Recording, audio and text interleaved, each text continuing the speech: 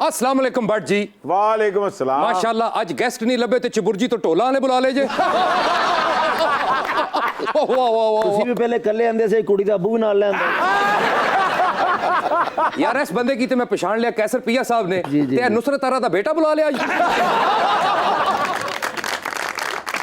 अरे बाबा गरम जौहर दुबई से आ रहे हो या दुबई जा रहे हो? अब खुदा दा खौफ करो जी दुबई जान मेरे दुश्मन यानी कि तुसी। मैं तो दसन आया कि अज तुसा ने शो दे भाग खुल गए ने। अच्छा हाँ जी ये तो गैस लगन लगी। मेरे कहने का मतलब है कि इतना बड़ा इन्वेस्टर लेके मैं तुसा कोल हाजिर होया पापा जी एक बारी तको तो सही। ये इन्वेस्टर है? हाँ जी देख लिया हम दफना दियो जी।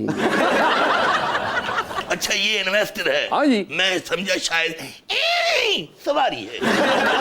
गरम जौहर हाँ जी आपका बड़ा फिटे मुंह, मेरा भी तो तारीफ करवाओ ना। ओ असल विच पहले इन्वेस्टर दा तारफ करा लवा ओ ना होवे किधरे मुकर जाए फिर तू बंद कैमरे आगे आइटम सॉन्ग करदी रह से। मुन्नी बदनाम हुई डार्लिंग दाल रोटी के लिए। हाय अल्लाह एक ते मैं हसीन तो बेवकूफ। गरम जौहर जी जी अखबार च इश्तिहार दे दे कि तुहाडी वफात हो गई है। नहीं कि इन्वेस्टर दे मकान दा किराया कोई नहीं दे रहा। अखबार में इश्तिहार दे दो। हाँ जी हमें हाई बजट फिल्मों के लिए जी नए टैलेंट और पुराने चेहरों की जरूरत है। वाह इन्वेस्टर साहब तुसी बिल्कुल फिक्र ना करो असा नी जेड़ी फिल्मी दुनिया ओ ते सियासत दोवां च तुसां की पुराने चेहरे मिल सन। पुराने चेहरे हाँ, मेरी तो अभी तक एक सर्जरी भी नहीं हुई। जिथे सर्जरी हुंदी है ना उथे मेन ते ਤੁਹਾਡੀ फोटो लाई उन्होंने ते सब तो पहले इन्हां दी होई सी। असल विच मैडम तुसां की सर्जरी दी जरूरत ता नहीं हैगी क्योंकि हुण इस मुंह दी सर्जरी हो भी नहीं सकदी। वे मर्दमशुमारी करन वाली माई दिया मुंडिया खादश। और गरम जौहर जी जी और कुव्वत खाने तलाश करो अच्छा जी और जहाँ पे ज़िया दौर में सहाफियों को कैद रखा जाता था। ते की गल सर तुसी उत्थे रहायश करनी है? और बात सुनो हाँ जी मुल्क के कोने कोने से राइटर इकट्ठे करो वाह और उन सबको कुव्वत खाने में डाल दो वेरी गुड और उनको एक नया टास्क दो ताकि एक अच्छा काम निकले।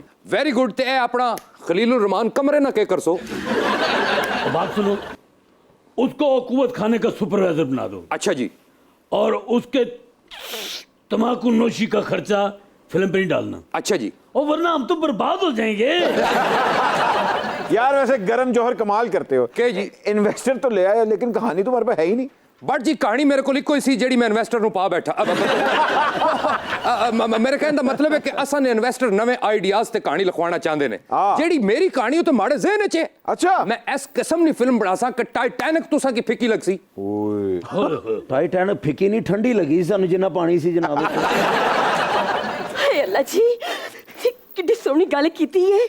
टाइटैनिक फिल्म बने ते हीरोइन मैं होवां ते जेड़ा ओदे च एडा सोहना जिहा ओ रोनाल्डो हीरो नहीं। हाँ जी हाँ जी ओ मेरी फोटो बनाए।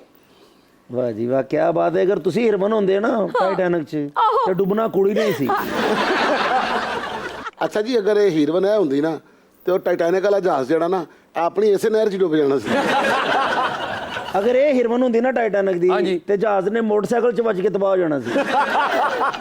एडा दुख ते मैनू कदी नहीं होया। दिल के अरमां आंसुओं में और ਇਹਦਾ गाना भी मलकां वाले बाग च होना सी और जहाज की अनाउंसमेंट होनी सी मसां ठोकर टपेगा। अच्छा गरम जौहर फिल्म का नाम तो बताओ। पंजाबी फिल्म पे बना रहे हैं जी नीरू बाजवे दी राखी। और बात सुनो रोमांटिक फिल्में बहुत बन चुकी हैं कोई इनकलाबी फिल्म बनाओ इकोनॉमी संभाल जाता। गरम जौहर हाँ जी मैं तो कहती हूँ सैयद नूर ने फिल्म बनाई थी मेहंदी वाले हाथ। हाँ जी तुम बनाओ साजिश वाले हाथ। बहुत अच्छे यानी तुसा ना मतलब है जिस दिहाड़े फिल्म दा प्रीमियर होए मैनू गोलमंडी थाने च 5 बज रहे हो। और सारी फिल्में छोड़ो ये फिल्म बनाओ कर्नल टाइगर और 40 चोर। हाय हाय हाय मैं तो कहना वा जिस तरह दे हालात ने नवी फिल्म बनावा गिल दा मामला है। फिर ਇਹਦੇ ਨਾਲ ਤੁਹਾਨੂੰ ਹੋਰ ਵੀ ਬਣਾਣੇ ਰਾਣੇ ਦਾ ਵੈਰ। यार गरम जौहर हाँ जी ਇਹ ਤੇਰੀ ਜਿਹੜੀ ਫਿਲਮ ਬਣੀ ਹੈ ਨਾ ਗਿੱਲ ਵਾਲੀ हाँ जी ਇਹਦਾ ਜਿਹੜਾ ਗਾਣਾ ਬਣਾਉਣਾ ਨਾ हाँ जी। ਇਹਦਾ ਨਾਲ ਤੁਸੀਂ ਟਾਈਟਲ ਜ਼ਰੂਰ ਲਿਖਣਾ कि कि इस गाने की तर्ज बनाई है राना सनाउल्लाह ईसा खेलवी ने। म्यूजिक दिया शेख रशीद ने।